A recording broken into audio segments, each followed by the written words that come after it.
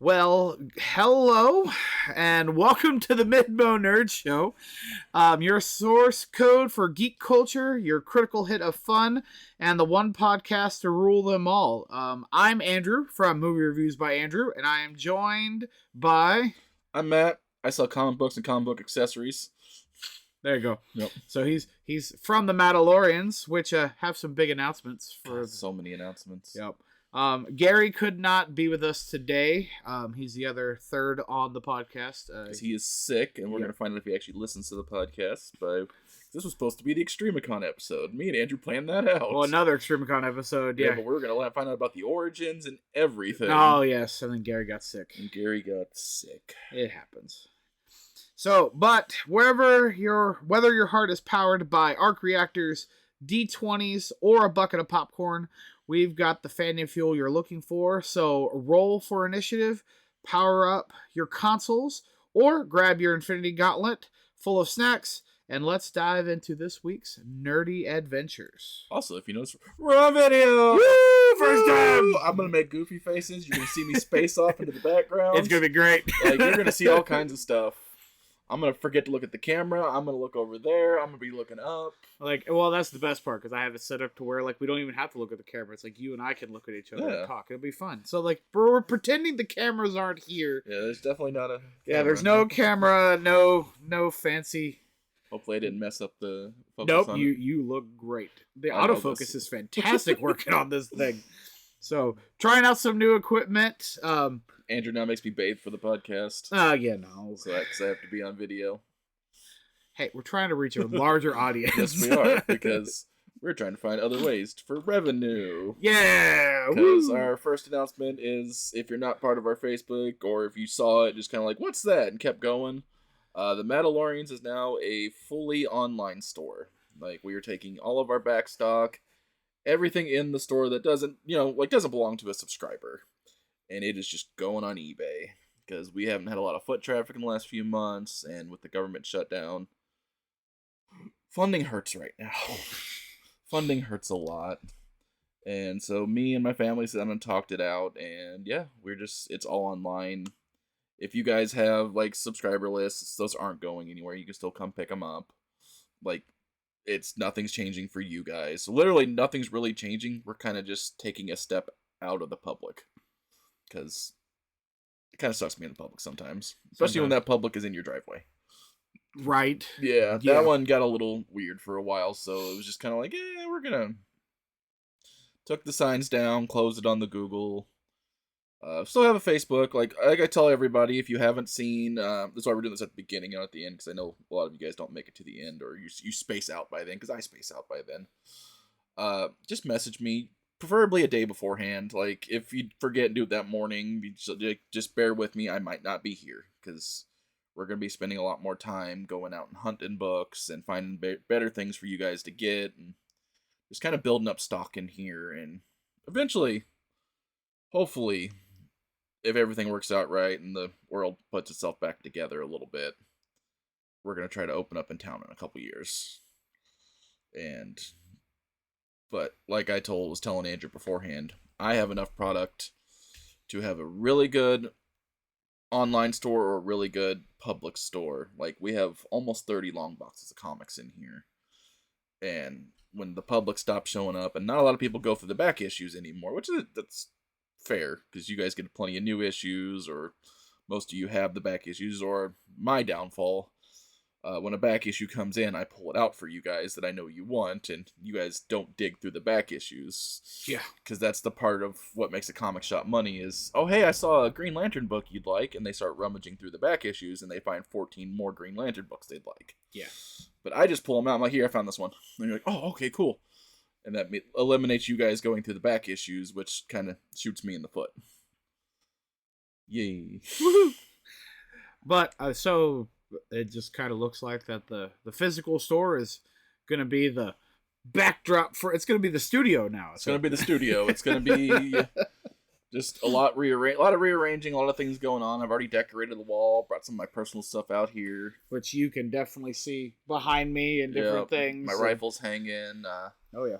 I got my White Tiger sword behind me, if you can see it on the camera, down low. I think so, yeah. You probably see his little head with Kimberly on top. Yeah, a little bit. Yeah, but yeah, I just brought things out here because I had things that I always wanted to display in the shop, but I also just don't want to sell. And I'm very bad at when somebody comes in. How much is that? I don't want to sell that. That's mine. But I always get to the point where, yeah, it's this much, I guess. And then they buy it, and then I gotta go hunt down something again. And then I just never get around to hunting down something because I feel bad about spending that money on me, even though it was my toy.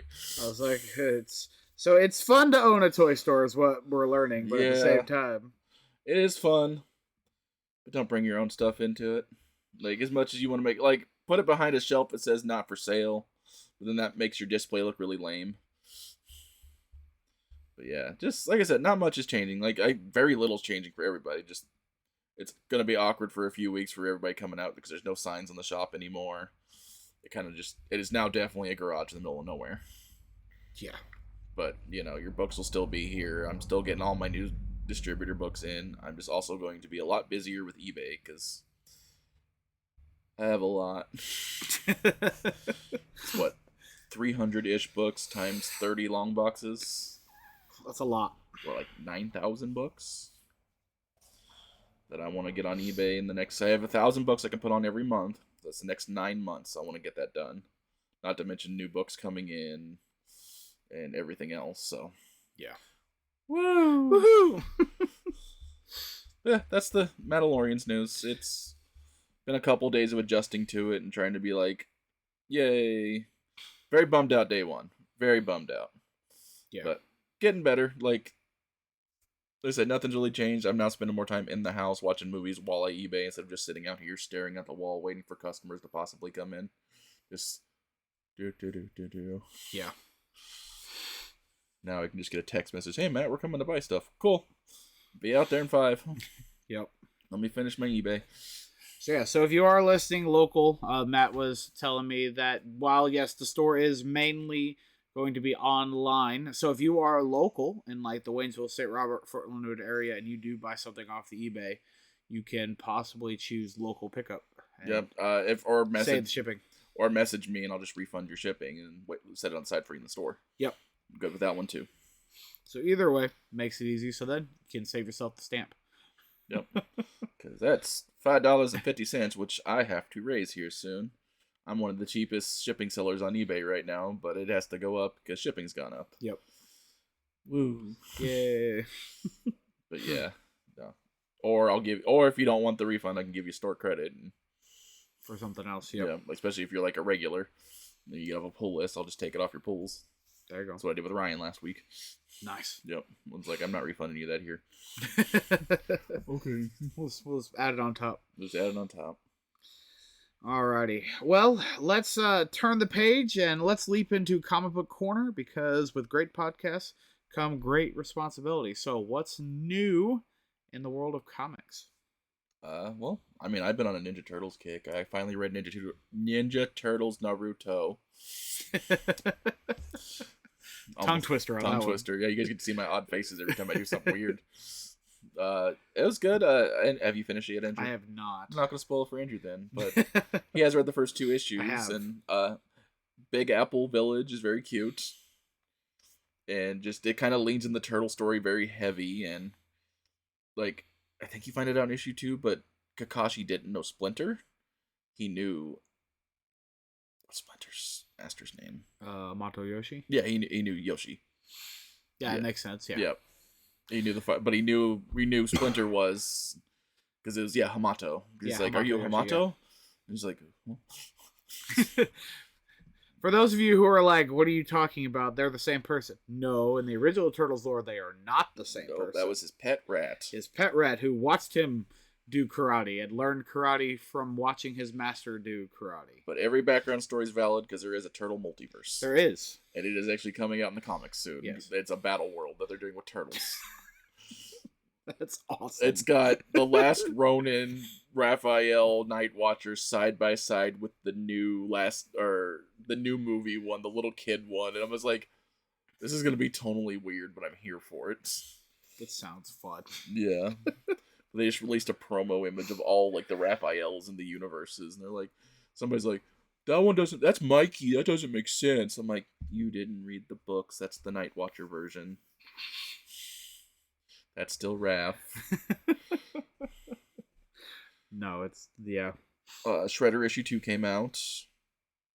It's still holding on pretty good. I finally got a restock of Casey Jones #1. I never got to read it because it kept selling out. Still haven't read it. A lot of people like Casey. It's Casey Jones. The main series is ending its second arc here next week. Issue 12 was coming out, and then issue 13 starts a whole new arc with new writers. And they're doing the thing that annoys me the most. They're turning it into a trading card thing, where they're releasing blind bags. Oh gosh. Yeah, and then they did that with. You can thank the Battle Beast for that. Because if Battle Beast came out and the blind bags were so popular, I sold so many on eBay, and I ordered 5 of the Turtles ones. So if you guys want any of those, let me know ahead of time. If not, they're all hitting eBay, and I'm not even worried about it. There you go. Because I know I have to order them because I know they're just gonna sell. Yeah, a lot of people will want to do that chance of, because it's a lottery thing. They like gambling, and you can get really good variants, and it's like. That was something that I saw that was coming out of New York Comic Con this week. They had a lot of Spider-Man blind bags. And not like I watched somebody open it on Whatnot, opened one of the 1 in 25 Venom variants. Whew. And I was like, oh. And somebody got and it came with like 2 of the high dollar ones, like the one that was, I think it was one of the Spider-Man ones that was a 1 in 250, and one of the Venoms was a 1 in 25, same bag. And somebody got it on Whatnot for $85. That's cool. And they're both worth like $500 a piece plus. Oh, I know. The Turtles ones has like 1 in 1,000 and one like 2,500 variants. Yeah. I said I might even put them on bid on eBay and just see where they go. Yeah, because people would be willing to, argue over them. Which that may be something too to look at for maybe setting up a Whatnot or something. If that's something you're interested in. So we're gonna work on. That's the weird thing I don't want to do by myself. Yeah. I love my dad, but I don't trust him on the internet. Like, I don't trust him to be PG-13 long enough here. That's fair. Especially when we're live and he can't take it back. Like, if we were recording something, we could just edit out the old man things he says. Yeah, we can play the TV thing. It's like, get a little bleep button for him. Yeah, because let's be honest, he's an old man, and if you've ever known or spent time with old men, weird things come out of their mouths. They just say things. Yeah, they just say things. Like, they don't, there's no filter. The filter has been clogged, and they threw it in the trash can. And so it just, whatever word comes out. And they generally don't mean anything by it. It's just what it is. It's words from their time period. Yep. Yeah. And I am politely not saying the words or alluding to what they are, but you all can guess. We love you for listening, Carl. He doesn't. He doesn't even know how to download a Spotify. He'd be like, what's a Spotify? You can watch it on YouTube, right? He'd also be like, what's a YouTube? That's true. If it doesn't play the news or Western movies, he don't care. The funny thing is, YouTube now plays the news, which is know. Great. I'm not telling him that because he'll mess up my YouTube algorithm. That's also fair. Because I don't want I get mad every time I see the breaking news when I'm trying to scroll for Minecraft videos. Like, give me more Minecraft. Like, I don't care what politicians are doing. Are they going back to work? Because that's what I want to know. That's what we want to know. Yes. Are they working? Yeah. Well, I was like, Gary's not here, but we have so it's Suit Up and Recharge for cosplay batteries. Time for Con Tales, where the convention floor is always critical mass. Well, I can actually give Gary's news. He became a Missouri Ghostbuster. Yes. So yeah, that's right. Yeah. I don't know what con he was at last week, but he was at a con. I think it was Anime Con and Horror Fest. Okay. And he became an official Missouri Ghostbuster there, which, yes. It's going to turn out making me and Andrew probably Missouri Ghostbusters at some point. We'll see. All we got to do is get a jumpsuit and put our names on it. Yeah, get a proton pack. Yeah. I don't think Gary had a proton pack. Oh, no, he doesn't yet. I know he's working on one. Yeah. Oh, no, I think there's a picture of him with a proton pack, but he probably borrowed somebody. Yeah, we also have several pictures of us wearing proton packs in our That's ours. also true, too. That's true. They have extras. Yeah. Because we just steal Eddie's and walk around the con with it. Yeah. And then, like Andrew said, New York Comic Con happened, and a whole crap load of announcements. Holy smoke, yes. Like Marvel's new lineups coming out, your Uncanny X-Men's continuing on its numbering after the 3-year time jump. I'm so excited. Yep. And then, I need to play catch up, but I'm excited about that. All the X-Men are picking up. We're getting a Cyclops book. Ooh. Yep. Your boy, Gambit, is in running for Sorcerer Supreme. I'm so excited. So you're everybody's like, why is Gambit? Gambit has always been magically adjacent, and he currently in the comics. Andrew can tell you this if he's caught up, because that's like issue 4. So yeah, he has the other eye of Agamotto. Yes, because Agamotto had 2 eyes. Yep. Yeah, no, that was probably the craziest issue. Is like I'm just sitting there and I'm reading, and all of a sudden it's like just a dragon shows up, and I'm like, what? Gambit is a great gambler, and what is magic other than gambling? For a lot of it, yeah. Yeah, Especially when it comes to Doctor Strange. Yeah, especially when it comes to the Marvel rules. Like, DC has a much more, like... They're very strict. They're very strict with their magic. Their rules are very strict. You can say things backwards and things happen. Good old Zatanna. Yeah. And then, Constantine makes deals with devils. Yeah. But Marvel, like, you could just... Marvel's a D&D game where you can just find a magical item chilling about and like, hey, you're a sorcerer now. Because, like, the running for the Sorcerer Supremes are... Valeria Richards, which I'm excited for, one of my favorite characters. Storm, who's also... Why Storm? She is literally the weather goddess. Yeah. Her powers are also magic-based as well as mutant, because she's, like, descendant of, like, African witches. Yeah. Oh, God, who else did we have? It's probably the one that's gonna win is gonna be the Scarlet Witch. That makes sense. Nico Minoru, if you don't know that, she's one of the Runaways. Yep. Gambito. And then the one that doesn't make sense to me, 0 sense, and I say this as somebody who loves Carol Danvers. See? What? She did during, oh god. Before Bloodhunt, it was an event a couple years ago. Her and Doctor Strange switched bodies, and she had to learn a little bit of magic because she had no powers because she was in Stephen Strange's body. Yeah. That's the only reason I'm seeing that she's going to possibly be the Supreme. Which, if they do that, like, that's just gonna... Even I'm gonna be like, I'm gonna collect it. But that's gonna be weird. Because you love Carol. Yeah, but, like, after One World Under? Under or over? It's right here. I think it's under, isn't it? One World Under Doom? I think it's One World Under Doom. Maybe. Yeah, One World Under Doom. Huh. Hello. Look at... Ta-da. Can they see it? They can. They see it? Yep. They see it? Yep. It's got 1 issue left after this one. We're on issue 8. Issue 9 ends it. And, of course, Doom is... we're currently getting the crap beat out of him. This one is a key. This is a key issue, because I just flip to the end like I do in all events and just see what happens. It made me sad and upset. Oh, there you go. Yep. But I'm assuming he loses his Sorcerer Supremeness. Yeah. And then they've said Doom's story is going to continue in Captain America. Which right now it's making sense because Doom's having his first meeting with Captain America in Cap's comics. Okay. Oh, then wait, which Cap? New Cap? Old Cap? Old Cap. Okay. They're showing it's a flashback. Oh, okay, gotcha. Yeah, it's like a freshly thawed Steve Rogers. Oh, nice. Yep, I've moved that timeline forward. Steve's now thawed out around Desert Storm and the War on Terror. Okay, so New Cap might have something to do. Might have something to do with it too. Yeah, and then there's another just mini series after that. After World Under Doom, it's called Dungeons of Doom. Ooh, and it's a bunch of because Doom's vacated his castle, Doomstat, and what are the political powers of the world going to do? Try to take over Doomstat. Yeah, because it is a place of power. Yeah, and basically the castle's revolting against all of them. I mean, that's fair. It's gonna be like a D&D campaign, but that honestly sounds it sounds awesome. really good. That sounds awesome. But that's not Contails. I don't even know how we got there. Oh yeah, announcements. Well, it was still under Contails. Yeah, because we were doing announcements, and I went on a tangent. From Marvel Yeah, because Marvel's doing new big things. Yeah, Deadpool's getting a number 1. Rogue's getting a number 1. Yeah. Which, Gambit would be a supporting character in there. Yeah. If you guys don't know, the only mutant Andrew likes is Gambit. I like a lot of mutants, but Gambit's always been my boy. It's his boy. Woo! It's like I love Wolverine too. I think Wolverine and Gambit have always been my favorites. I like Cyclops every once in a while, just because the cartoon. That's fair. But the movie Cyclops was like, this is not the Cyclops from the cartoon. And the prequel movie Cyclops was worse. Yeah, and I like the X-Men movies. and Matt will tell you, there's not a movie that I don't like. Yeah, Andrew tries to find a reason to like every single movie. I try to give people the benefit of the doubts except for Dark Phoenix. That movie's crap. I won't even let Andrew like that. I like the beginning and I like the end. The middle, we can forget the middle. I don't like when Storm made ice cubes for Cyclops.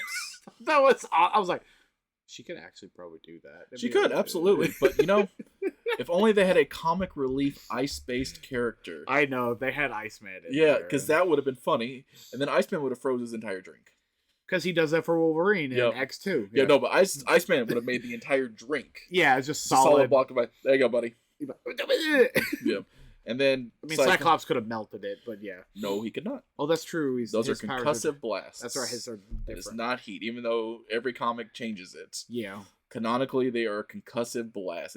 It's force damage in D&D. Yeah. Not fire damage. Yeah. That's right. Yeah. Even though you see it melt things sometimes, I'm like. Yeah, it's like a repulsor blast. That's right. Yeah. Because they come from a weird pocket dimension. Yeah. Which is so. Cyclops is so weird. Him and Havoc's powers are weird. Yeah. I mean, wait till you find out they have 2 more brothers. Oh, gosh. Old Vulcan and Adam X. Oh, boy. Adam X, if you've never looked him up, he's incredible. He's the most 90s character you've ever seen. Has a skateboard. Yep.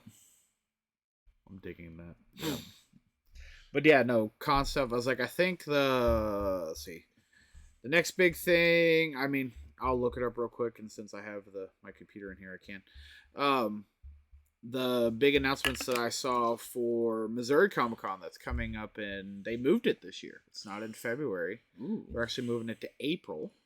And it's not going to be... we're going to get flooded instead of frozen. Yeah. But they moved it from... it's not going to be at the convention center in Springfield. They're moving it to the Ozark Fairgrounds. So it's going to be outside. Outdoors in April. I don't know how I feel about that part.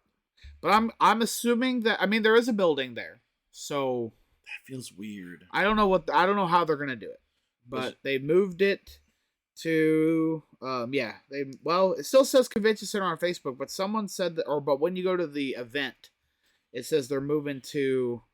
Oh no! On the announcement that they have for their first guest, it's going to be at the Ozark Empire Fairgrounds, which seems very weird. But yeah. I don't know. Maybe there'll be a big tent. Hopefully. Hopefully they're going to do something. I wouldn't do an outdoor event in Missouri anywhere between April and May. That's fair. I went to a concert once in May in Missouri that was an outdoor venue, and guess what? It rained the whole time. That's Tornado Alley if you are watching or listening from places that are outside of the United States. Random guy in Indonesia. Thank you for listening. We love you, random guy. You can now see our faces on YouTube. You can if you ever watch us on YouTube. Make a comment and introduce yourself. Yep, say hi. We'll give you a shout out every time. We'll try. You're our favorite listener. But yeah, no. So the first guy they announced was Randy Quaid. Oh, good old the guy from Independence Day. I know him more from National Lampoon. That's where I know him from. That's Uncle Eddie. Good old Uncle Eddie. I know him from... Yes, he is from Independence Day, too. Going right back in the pooper. Yep. That's right. Hello, boys. Hello. I'm back. What? Yeah. No, so... Love that movie. So that was their first guest, was Randy Quaid. And then the one that they just spotlighted a couple days ago is Ryan Colt Levi. I have no idea who that is. He is a voice actor. Okay. I only know him from Chainsaw Man. He voices the main character in Chainsaw Man. Oh, that's cool. So he's got a few other ones. Let's see. Musician, artist. Let's see. Best known for his work on Chainsaw Man. Oh, he is in My Hero Academia. Who's playing My Hero? I don't recognize any of the characters that are on the screen, so I don't know. I'm gonna be. Oh, he's just from World Heroes Mission, so he's probably just one of those random characters that show up in just that movie. So that's why I don't know him very well, because that's fair. Movie. Love those movies though. You're the movie guy, Andrew. I know. You're the movie guy. I know. He's also apparently been in JoJo's Bizarre Adventure. I've never seen that. I need to watch it because one of my favorite voice actors is Dio. Yeah, I found out because Endeavor is Dio. Ah. Yup. Ooh, that'd be okay. And as much as I make, because I quote, I've never seen this show, but like if you've ever hung out with me, I'll sit there and go, little, which is like good old just Dio sitting there licking on a cherry, and I just think that's hilarious now that they got Endeavor to do that. Yeah. Ed Sheeran, like two of the most serious characters in anime, is also Dio. Okay. Oh, okay. I recognize the character, but I don't know their name from My Hero. I'm gonna get off camera and go on Andrew's camera. Yeah, you can for a second. But yeah, and then he's also been in Fire Emblem, Barbie, and more. So based on the art style, that's the one for my hero. that's the newest movie. That's the... Okay. Yep. Well, it says World Heroes Mission. Yep, that's the newest. So yeah. But I don't know. I don't think it's the newest. I don't remember. I don't know. It's been a minute. Yeah. No, because the newest one was just them doing the Italian mob stuff. Yeah. And then it's a random hero for my hero, but no, he's the main character in Chainsaw Man. So that's how. So Caleb is very excited because I like Chainsaw Man. Caleb loves Chainsaw Man. I was reading it for a long time until it became a high school Romance. slice of life story, and I'm like, this was demon murdering and. Not no more. Yeah, now it's okay. What are we doing here? Yeah, but no, I might jump back into it. I like some slice of life stuff. We can talk about it a little later when we get down to the bottom or when we get closer to screen time stuff. But yeah, no, I'm getting into some of the slice of life. Some of them. There's one. I do like some of them. There's one of them that I really like, but most of them is kind of like, it'll be alright. I'm gonna cry your eyes out. Watch your lie in April. See, I don't know if I want to because anime already makes me sad and teary-eyed when things happen. This one's just sad. So World Heroes Mission was the 2021 movie. Yes, because your next was the recent one with Italian All Might, which was if you're a My Hero fan, that was hilarious. Sit down and watch that. I was dying. That was funny. All right. But, so that's all I really have for con, big stuff. Again, so Missouri Comic Con's coming up. Extreme Con next year. Very excited. The I've done the dates so many times. September 25th through the 27th, I remember correctly. Yeah, I think it's not on Dad's birthday this year for once. So, yeah, I think those are the dates next year. Still at the St. Robert Community Center. 25th to the 7th, 2026. I got it right. 25th through the 27th. So 3 days again. Yep.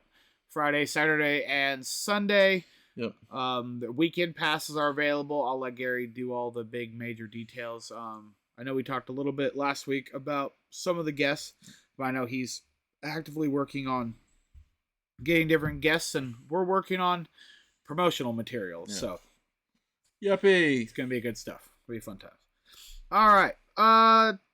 Pull up a chair and order some health potions. Let's roll for persuasion. Because welcome to the Tabletop Tavern. We had a really good Daggerheart session last Monday. It was fun. Very roleplay heavy.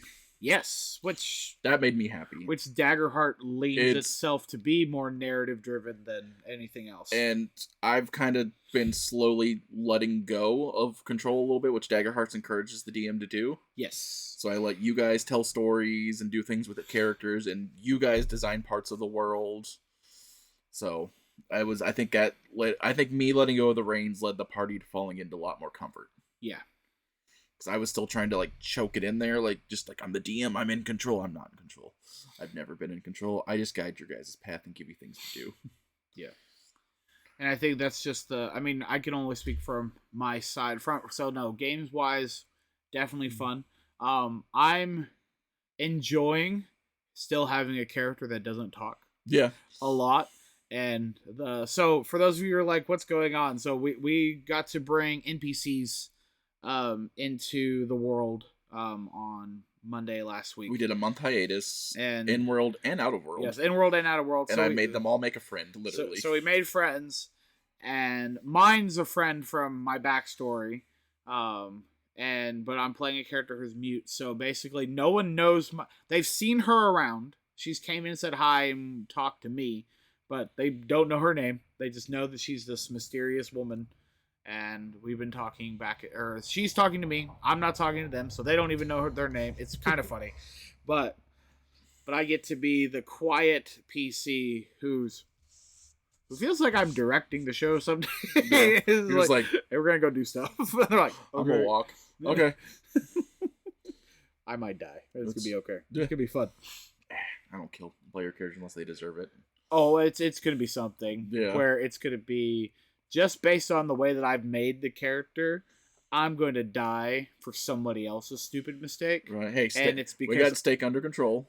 It's going to be still I'm not saying Steak. I'll probably die because Amber did something stupid. I know. Oh, our good old rogue. Because she's a Dragonborn who does dragon things. Yeah. So we'll say that. I also got a lot more comfortable as a DM understanding that I am not Critical Role. Yes. But understanding that we are a little bit Legend of Adventurous. You know what? That's okay. If Chuckers the Clown will fit comfortably in your campaign and your players are all having fun, roll with it. Absolutely. Roll with it. Like, it doesn't have to... D&D's not serious. You're playing make-believe with your friends at the table. Yeah. Which that's something, actually, I mean, kind of funny, since we're on the thing too, is like, we also did a live one-shot at Extremicon. I was finally able to get that edited, per se. Kinda, yeah. It was kind of a cluster. It's not pretty, but it will service. It will do. And from the almost 2 hours that we recorded, it's based on all the distractions. It's only down to about an hour and a half now, from an hour 45. Nice. So we didn't really lose that much. I did have to do some audio editing because even though I'm loud enough, I was not close enough to the mic, but that's okay because I'm loud anyway. So during the small little break we took when I was leveling up, so I had to change my audio a little bit, but that's fair.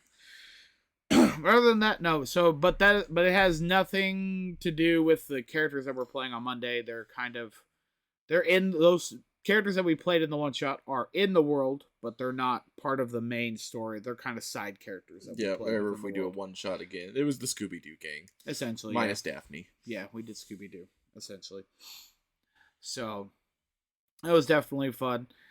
But yeah, no, that was one of the things. Like, we're not Critical Role. Like, you can hear Matt say, it's like, we're not Critical Role, but we're gonna have fun with it. And then he looks at me and goes, well, Andrew's Critical Role. I was like, yeah, I do voices. It's fun.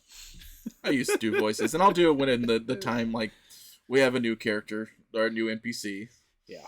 And he has one line.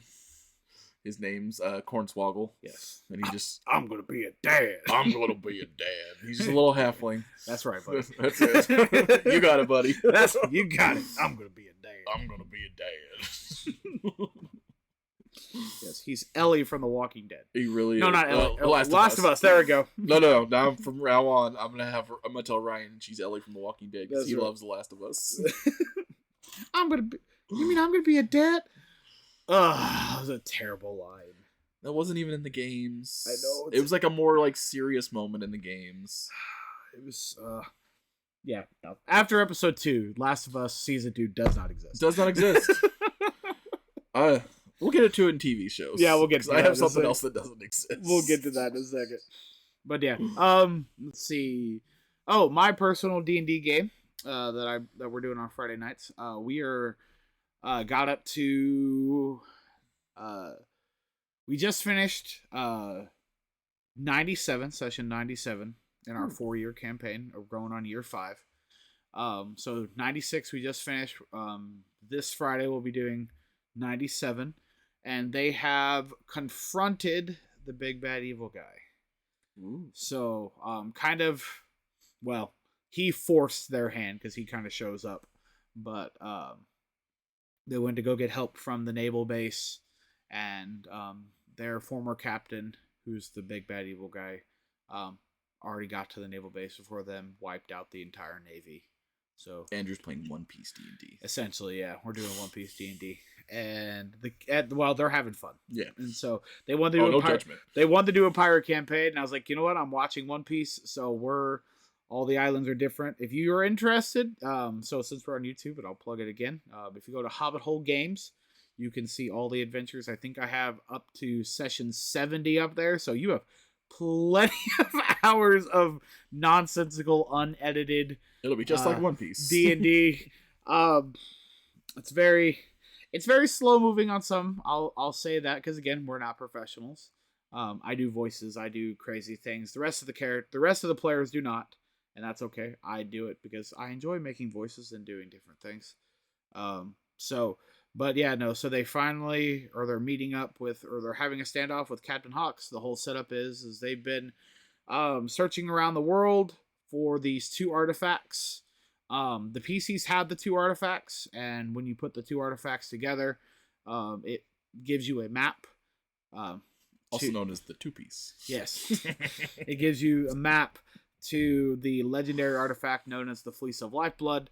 So Kind of did a little bit of National Treasure in there as well with the 2 artifacts, having to find the secret map. They haven't even looked at the map yet, which is awesome. But they have both artifacts, so they still have no idea where the fleece is. It's also perfectly okay to base your campaign off of movies and TV shows, as long as everybody's having fun. Oh, 100%. My first campaign was I ripped off Star Wars, Game of Thrones, and oh gosh, there was another one.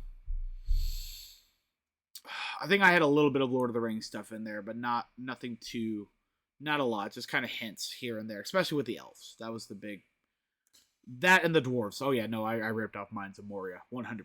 That's fair, yeah. It was great. As long as your players have fun. Oh, they had so much fun. Because right now, like, I'm ripping off the Addams Family in Hotel Transylvania. I kind of got that. Yeah. I'm loving it. It's, ripping it off pretty well. I'm loving it. But yeah, people haven't realized that Willow's just Wednesday Addams. That's fair. That's fair. You know what? I did not make that connection. But now that you said it, I'm like, yeah, yeah, 100%. So no, we're having a fun. So yeah, but no, but the second campaign is definitely One Piece adjacent. But I've ripped off other things. Like I had Jurassic Park. One of the islands is legitly Jurassic Park. It was great. That's the beauty of like an island-based campaign is you can just, if you feel like something, I did that with Spelljammer. Yeah. Is this like, you know what?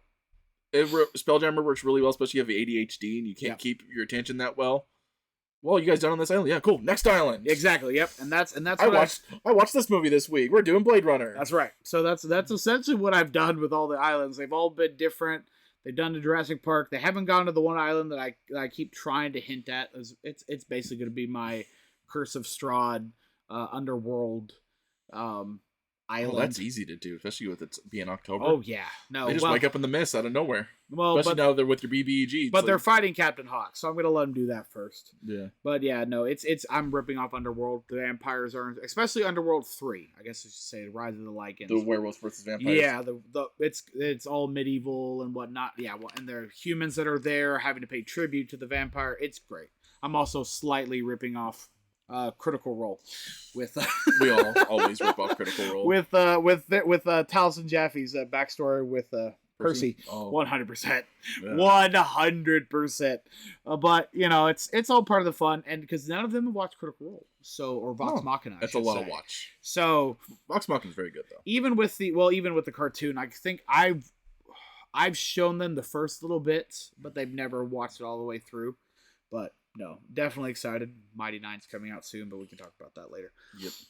But yeah, no, so completely ripped off. But I will say though, for the first campaign, probably the greatest moment was because the way I set up the first campaign is they had a mentor who ended up being the bad guy, and we had this whole thing where the whole government system was based off of meritocracy. Which, for those of you who don't know what meritocracy is, it's basically the people who have the most skills, the most knowledge, they're the ones who get put in charge. You're based off, so people elect you based on merit. The vault from the Fallout show. Yeah, and so so they get the whole council together, and they're voting, and they vote him to be in charge, and Dylan and Caleb just look at each other and go like, "Oh no." And the rest of the table just look at him and go, what, why? And they all went. Because the best part was, too, I got Jordan, who was a bard in this campaign, he was his main promoter. So he basically promoted him into being in charge. And Caleb and Dylan looked at each other and went, Andrew just Emperor Palpatine us. And Jordan went, what? He's like, Jordan, you just got the bad guy. He's Jar Jar. Elected as the Emperor. And he all went, oh no. That's beautiful. It was beautiful because Dylan and Caleb knew the whole time what was going on, but again, player knowledge versus character knowledge, so they were just going along with it. But then when it happened, they both looked at me and go, you just Emperor Palpatine us, didn't you? And I go, uh-huh. Greatest moment of the end of fall. It was beautiful. It was so beautiful. I loved it. So little moments like that is just really fun. So we'll see where it goes. I would like to try to round it off to a nice, because I know, since again we're starting year 5, they're getting they like their characters, they like the world, but I think they want to move on. They want to do other characters, so I'm trying to wrap it up, and I want to try to get to episode 100, even if it's with some epilogue episodes. Yeah, time jump. So let them in their stories. We've already had a major time jump, but yeah. So their whole goal is they want to go back to the original time, but it's not probably going to work out like that. That's okay. My whole last campaign, that's okay. They knew it because the characters are all dead. Yeah. Well, they're not dead, but they're the only people left on a dying plane. Yeah. And then like the characters that you're meeting now came from that dying plane. Yeah. And just like watch the heroes sacrifice themselves so they could all get through safely. And yeah. So it's going to be interesting and fun, but we'll see. Alrighty. Let's see. So let's grab your 3D glasses, which aren't necessarily a thing anymore, but it's still fun. Your popcorn buckets of holding. It's time for Scream Time Breakdown. Did you see the Witcher 4 trailer? I watched the teaser for it. Where he actually talks. No, I did not watch the full thing. We're going to do a minor swearing warning here. Uh-oh. And it's not going to be me. Uh-oh. I want Andrew's live reaction to this. Uh-oh. Does he say terrible things? He just says the F word. Oh, okay. Trying to figure out where it is. I think it's this one.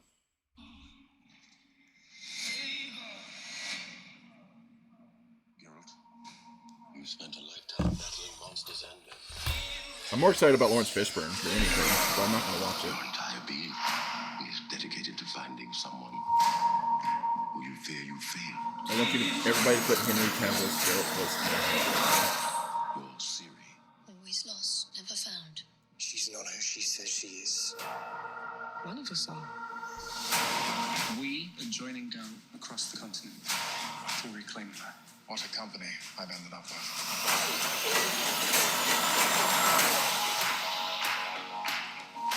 Something is shifting on this continent. Bogafort is gathering an army. Whatever he's up to, Ciri's at the center of it. She will be mine. Can we win this fight? We can if we build an army of our own. We need to save Ciri. We are stronger together. You'd abandon a life of peace. Join me on a death march. Until the day you die.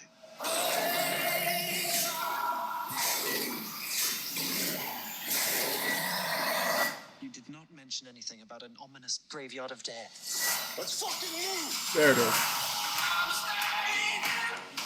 Unless I can't say. We can end it now. You don't have to watch it. You don't have to sit through the rest of it, Andrew. He sounds like his brother, and I don't like it. Yeah, just the literal, let's move! I'm like, did you not watch any of the first 3 seasons play the game? He sounds, it's Geralt just, is calm. It's just his voice. And the biker jacket. Yeah. And the bad wig. That's the... At least Henry Cavill. Like, I watched, like, the first episode of Season 3. I know you don't like Season 2. I didn't mind Season 2, but I tried, like, the first episode of Season 3. It's like, I couldn't... Where they made this basically Geralt the background character. Well, there wasn't even that. It was just, like, the atmosphere felt different. Because, like, the first 2 seasons, like, you know, he has leather, he has his greaves, he has his leather, he has his nice Witcher armor and everything. And then when you get to Season 3, he's wearing just like a leather jacket with like a little bit of armor here and there. And then now watching this one where he's even less at the beginning. Like, you see him in the armor later in a couple of them, but and now, yeah, he doesn't have that. Doesn't even make the voice. Doesn't have that grim, gruff voice where and there's no, like, and I know their body styles are different, Henry Cavill and Liam Hemsworth, but just, he doesn't have the presence of Geralt. You know who, and what's funny is it wouldn't have been a far off casting they could have got to, and it would have probably, he could have done considering Mad Max and everything else he's done, Chris Hemsworth. Yeah, they could have got his brother to do it. Yep.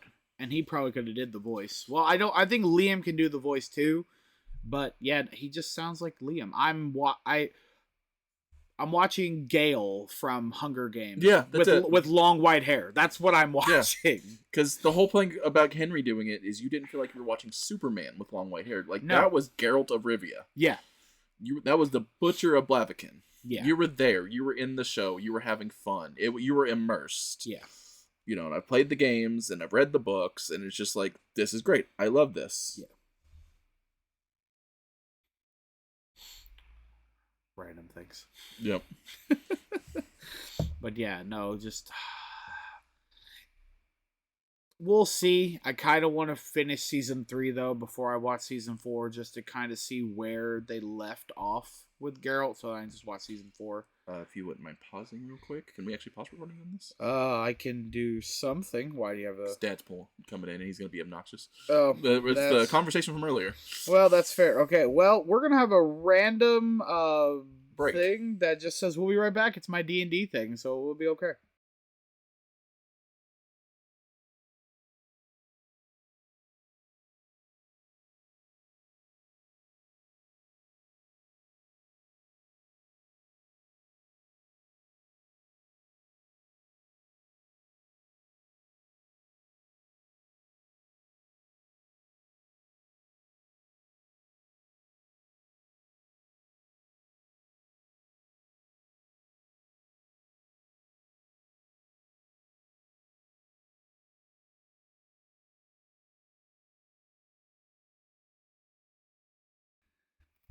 And we're back. We're back. You're about to hear the door open again, but it's cool. So if you saw the random, that's my logo for the Lifeblood campaign. We'll be right back.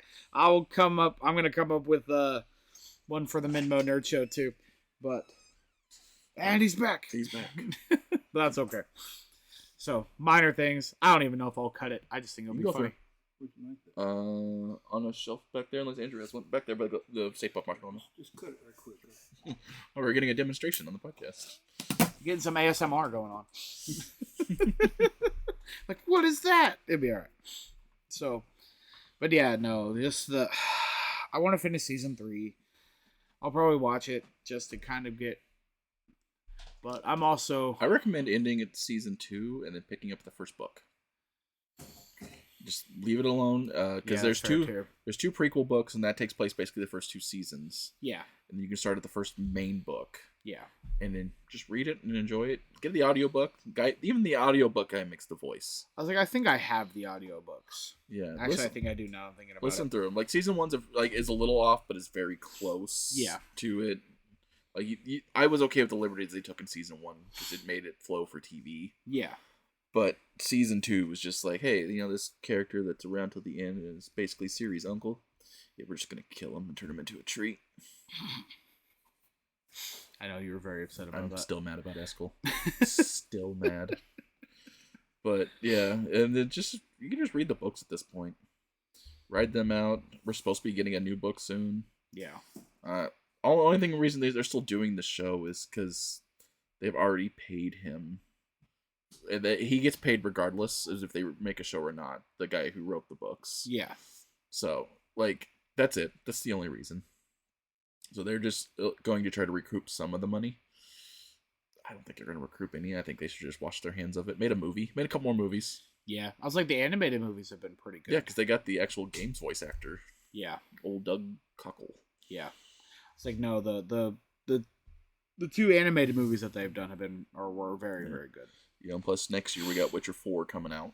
Oh, yes, that's right. I forgot the Where video Ciri's the main character. Yeah. Forgot about so Witcher stoked 4. about that. Looks so cool. Yeah. I was going to say, movie-wise, for me, I was like, I think the big quote-unquote nerd movie that's out right now is Tron Ares.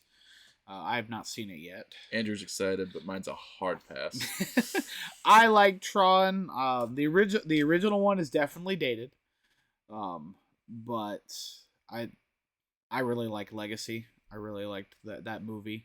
So I'm interested in Ares. So I haven't got around to see it yet, but I'm interested in it. I know it's not probably going to be well done. Well, graphically, yes. I've heard graphics and sound quality, movie's fantastic. I've heard the story is, but the story and the butter. plot is It is questionable. trying to make AI a household name. Which, I mean, to be honest, Tron, the story has never always been the thing, I should say. The first plot is kind of wonky. Legacy is it's still wonky, so I was not expecting a high dollar plot from Ares. That's to fair. be honest. And So, also finding out that Leto's one of the producers on the movie. well, you know. I always feel dirty whenever the producer casts themselves as the main character of a movie. Looking at you, LeBron James. Yeah. Yeah, literally making it to where the cartoon characters call you King James. Yeah, just because. Yeah, no. And then took the money out, probably paid an equal amount of money to make a Michael Jordan joke and didn't have Michael Jordan there. Paid Michael B. Jordan to be there. Which is hilarious, but... Hilarious. Hilarious in a different context. Yes. Hilarious if LeBron wasn't so petty. Well, yeah, no. And actually made a good movie. If the movie was good, that'd have been hilarious. I haven't even watched the movie, and I'm not planning Yeah. on watching the movie. I did watch Superman again recently. Still holds up. Oh, yeah. No, Been it's rewatching on Andrew's Voodoo over and over again. It's a solid movie, and I love every second of it. I did, well, I mean, this kind of goes with, I did watch Peacemaker. I watched it from beginning to end. Season 2 or just Yeah, season season 1? 2. Okay, any good?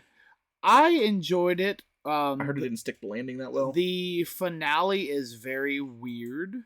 Which is Peacemaker.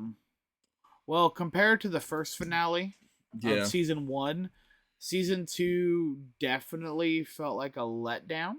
That's fair. Especially since episode 7 was, holy smoke, episode 7 was ridiculously crazy. But yeah, episode 8 was definitely, it wasn't bad, but it wasn't what I was expecting from it, especially with the big hype that everyone was, where James Gunn was like, hey, we're gonna have a big cameos and all this different stuff, and I'm like, okay, cool, it's gonna be like the end of season 1, like where the retcon Justice League, now the Justice Gang shows up. But no, the only like cameo that they had was the alternate dimension prison that Rip Flag has now set up. Oh, any good like actual characters in it? No. No, there was no characters, no nothing. It was just the big cameo of like even when they were going through all the doors to find the different realities, there really wasn't. There was like, I think the one of like the dying skeleton hot air balloon, I think was a big character for something, but it was kind of just like a throwaway joke kind of thing. The little candy people was a little weird. They were violent candy people, like eating people. I mean, that's fair. Like guy got his face ate off. Huh. But I don't know. And I think the funniest thing that I saw somebody say online was like, it felt like 2 music videos shoved together. And I was like, that's fair. It's 100% fair. I was like, that's accurate description of the season finale. So it was a conjungled mess. But the way it kind of seems is like they're doing something to set up things in the future. But I heard the cameo was actually a bald man. Well, and that was in episode 7. Oh. Yes, the bald man shows up in episode 7. So that's why, like, when they said season 8 or episode 8 was going to have an even bigger cameos, you're like, wait a minute, how are you bigger than the bald man? Like, who's showing up? And then nobody showed up. It was an alternate dimension. Also, James Gunn's been dropping just a lot of red herrings. There's that too. So he likes messing with people. He does, and I think it's funny. So I was just expecting something maybe a little bit more, but knowing that this leads into Superman 2, I'm intrigued to see what they do and where Peacemaker is currently. We'll see. I know they're not doing a season 3 because they said no season 3. I was like, okay, so this is done with Peacemaker. They'll probably end up in like Suicide Squad stuff. But he's showing up. But we'll see where it goes. So, but I'm still hopeful for the DC. Oh yeah, Supergirl and Man of Tomorrow are going to be great. Oh yeah. We might be eating our words a year from now. Maybe. Sitting here in the podcast, that was the worst movie we've ever seen. And I'm still excited for Lanterns. I think Yeah. whenever that drops, I think that's going to be good. So, Let's see. Other big thing. I watched Hellboy, The Crooked Man. I saw your review on it. It was all right. I mean, definitely B movie. Yeah, per which se. Hellboy should be. Yeah, that's fair. Hellboy absolutely should be B movies. Like, the comics are B movies. Yeah. But I've also heard the next Hellboy movie is going to have Ron Perlman back. Because Mike Mignola doesn't want anybody else to play Hellboy anymore. Yeah. No, he's like, you guys have him. He's here. Put the makeup on him. Yeah. He wants to play Hellboy. Yeah, absolutely. Let him play Like Hellboy. Ron Perlman wants to play Hellboy. Which I've been watching Blade, and I forgot he was in Blade 2. Yeah. Blade 2. Yeah, no. I mean, I like David Harbour's Hellboy. I know a lot of people hate that movie. I couldn't get into that movie. I I watch a lot of dumb movies, and I couldn't get past the wrestling match. That's fair. I lost interest. That's fair. I just turned it off. I was like, I'll watch something else.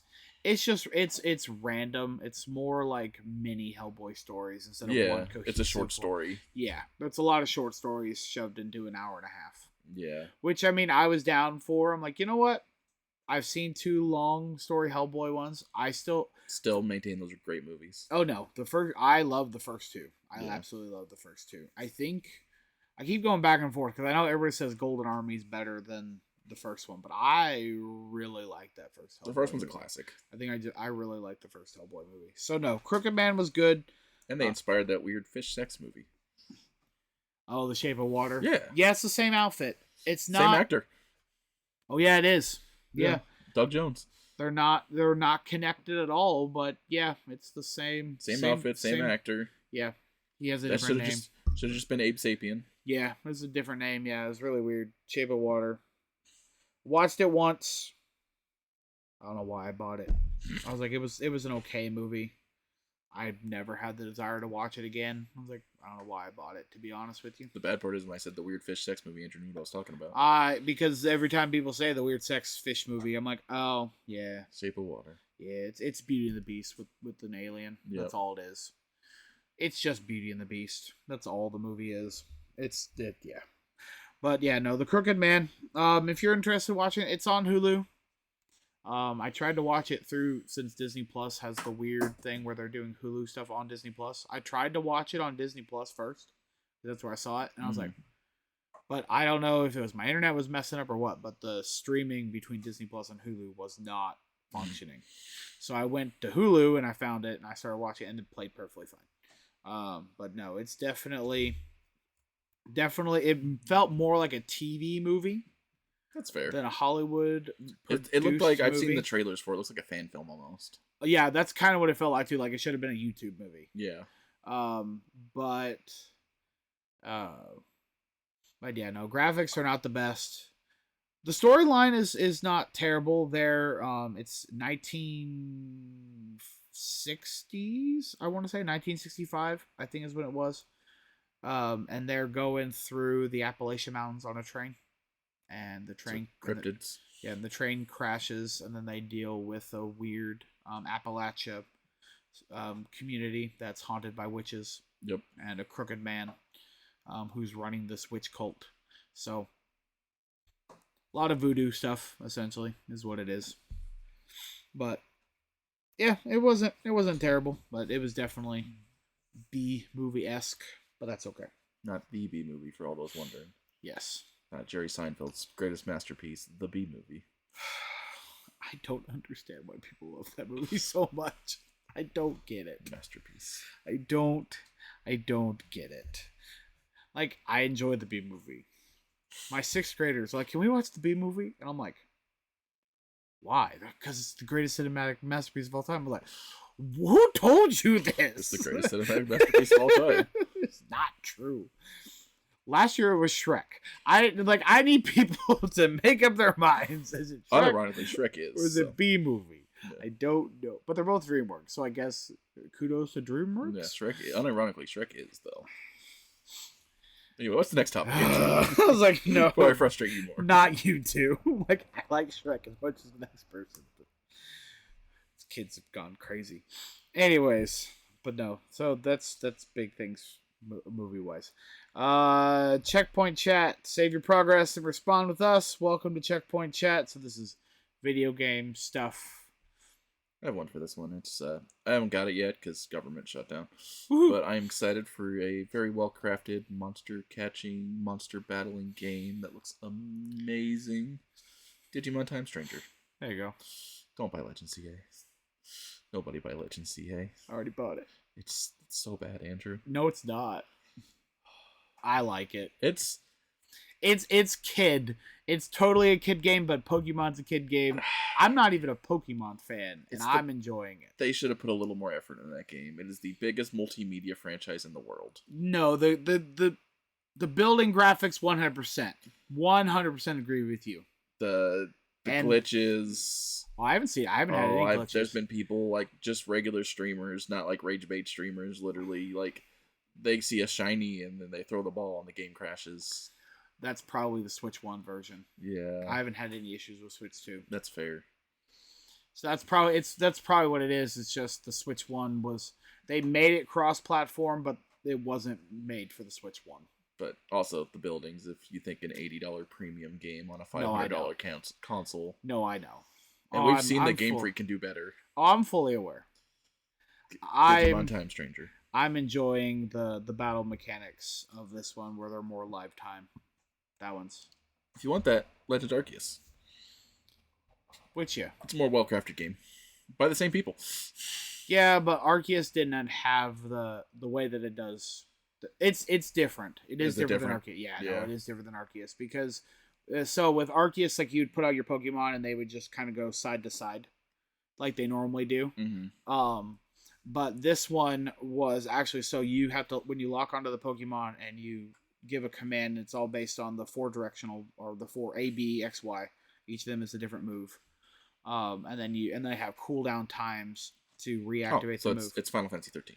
And then, but you can, when you unlock and you roll or dodge out of the way, your Pokemon follows you. So you can actually line up, you can dodge, you can line up attacks and all this different stuff. So is it the best? No.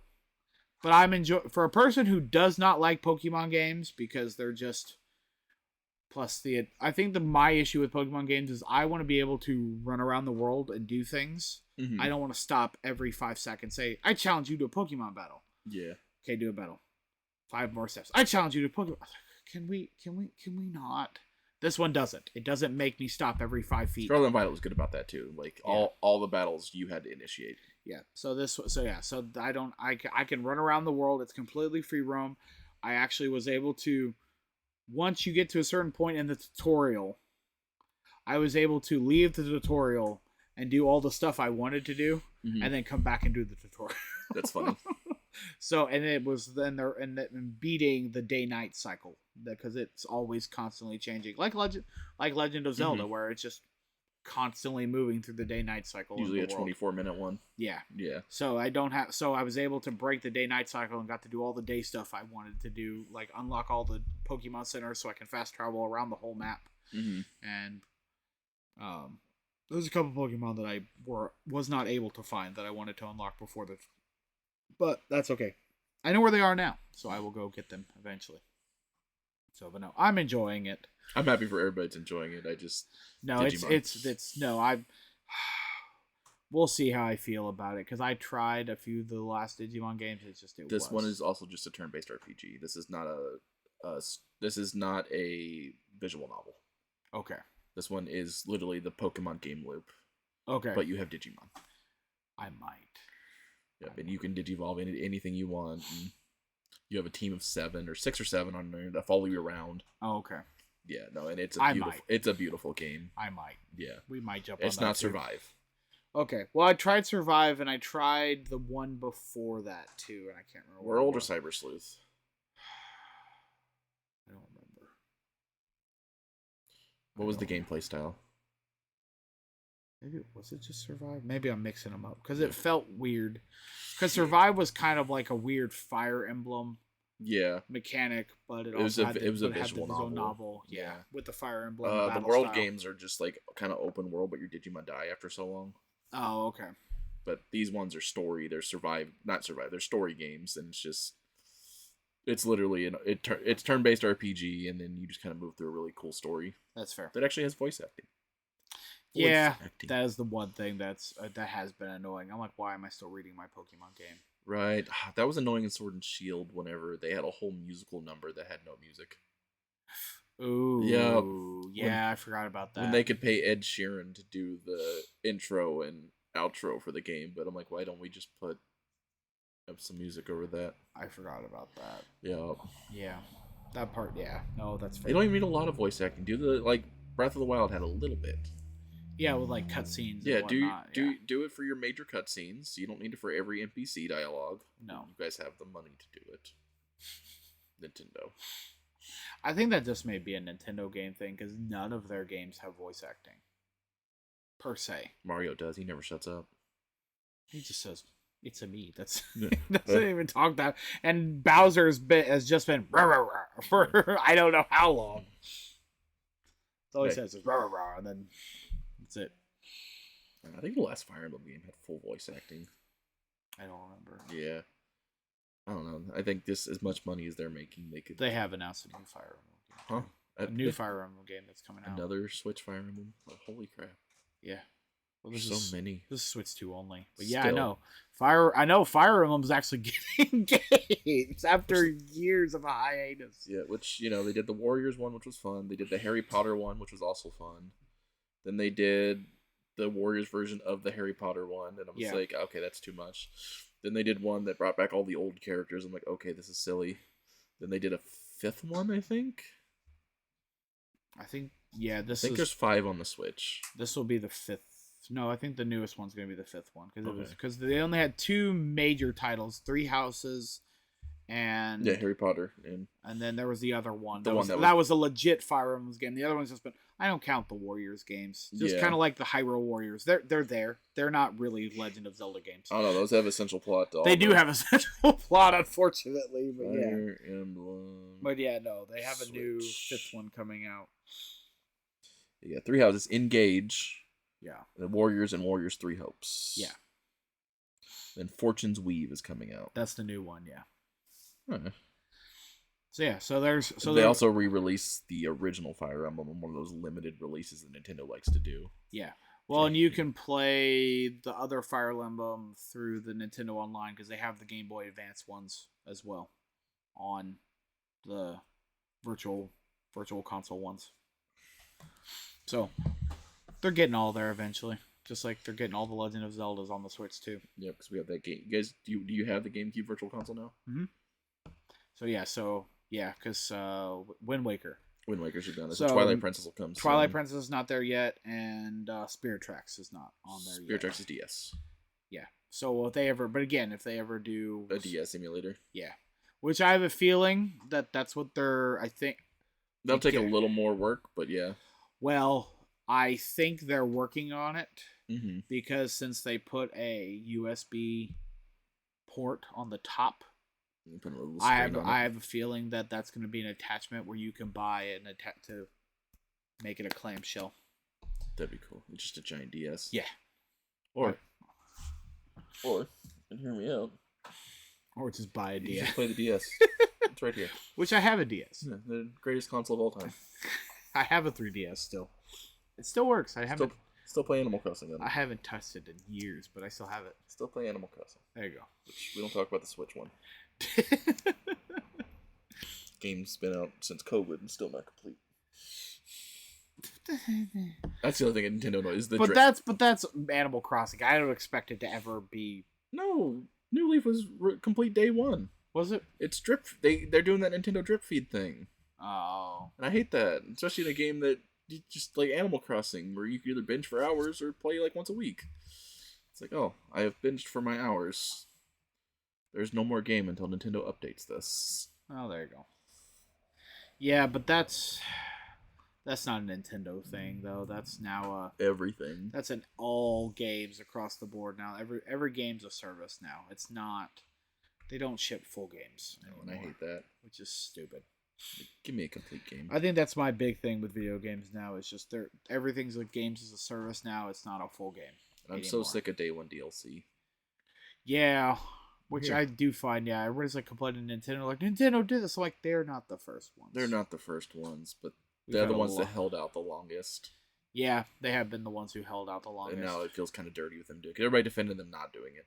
Yeah, I defended them not doing it. yeah, Like, release your game, release it complete. You know, like Star Wars Outlaws cutting out the Jabba the Hutt section for DLC. yeah. Rude. 'Cause, you know, you're playing an Outlaw game in the Star Wars universe. Who do you want to go see? I want to go see the Hutts. You want to go see Jabba. You want to go to Tatooine. Yep, nope, that's DLC. Yeah, because not everybody else knows the other scumbags. Yeah, you don't know nobody wants to deal with the Pikes or the Black Sun, Yeah, Black Sun, Pikes. Yeah, Crimson Dawn. yeah. I want that to be DLC. I don't know if I haven't even played Star Wars Outlaws. I know it's just kind of from what I've heard, but Yeah. I still want to play it. It's one of those ones I hear that there's a good game in there, but it's The mechanics are the part that holds it back. yep, and it's all like basically you're the story's based on which faction you kind of go with the most, Yeah. but the mechanics in the game kind of make it where you could accidentally become enemies with that faction Yeah. without trying. So you're legitly playing a real smuggler. Yeah, I mean you are. So it's legit. fun. It's legit like real life. that's fun, but not for like a video game that you're trying to beat. Yeah, I was like, I made the wrong deal with the wrong people. Now my allies are trying to kill me. Well, You are a legitimate smuggler in Star Wars. everything I set up to beat this game to have this path is now gone. Welcome to Star Wars. Yeah. But yeah, no, I know there's a lot of stuff online about ZA, but I'm enjoying it. You're also not as burnt as hard as I am, That's also true. because I've spent a lot of money on Pokemon over the years. That's also fair. I defended them a lot for them to just be like, you know, I put 400 hours into Scarlet and Violet and has bought the DLC for it to be the glitchiest game of all time. Yeah. Like, well, if you buy the Switch too, it's a 4-year-old game. I don't want to buy a $500 console to play a non-glitchy version of a game I've already beat. Yeah. No, that one's completely fair. Yeah. But I think that's what really tore me off, buying Scarlet and Violet, just because, like, well, one, I'm not even a big Pokemon guy to begin with, and I don't know, when they're like, I like Sword and Shield, but again, that was like my first like rendition of it. But I think the only reason why I thought it was cool was because the Gigantamax. I like Sword and Shield too. Like Sword and Shield was the last one I legitimately complimented. Yeah, which the Gigantamaxing was fun, but Scarlet and Violet didn't really have anything that interested me to begin with. Yeah, they had the terrestrialization, which was kind of got boring after a while. Yeah, I never got bored watching Gigantamaxing. That was always fun. I like that ZA's got Megas back. That made me happy. Yes, and they look. And a whole bunch of new ones. Yes, there's a lot of new Megas. They look really dope. You also tell which ones were designed by the old team and which ones were designed by the new team. Yeah, a little bit. It's like doesn't have that original Masuda love into it. I like him. I think it's funny. Alrighty. Pay no attention to the old man in the background. It's alright. Well, there we go. It wasn't on camera. Yeah. You don't know that. Yeah, it's alright. Alright, I was like, well, I don't think we're going to play a game today, just because it's no fun. Nah. Alright. All rise for Nerd Court, where the only thing more dangerous than spoilers is contempt of geek. Pokemon sucks. Okay. There you go. Is that all you got? Yeah, that's all I got today. Too tired to be. I'm trying to think. I was like, can't think of anything that's like off the top of my head. I already did with The Witcher and Pokemon. Yeah, it's true. Witcher. Random faces. Oh, that's gonna be glorious for viewers later. Play like the Wizard of Oz. Pay no attention to the old man behind the curtain. He does not exist. I am the great and powerful Oz. Yeah. I really got nothing for Nordcourt this time. I mean, Yeah. we kind of did it throughout it. Yeah, I was like, I can't really think of anything off the top of my head. I thought I had something. Maybe. 1 second. We're just gonna randomly make random noises because I had some things.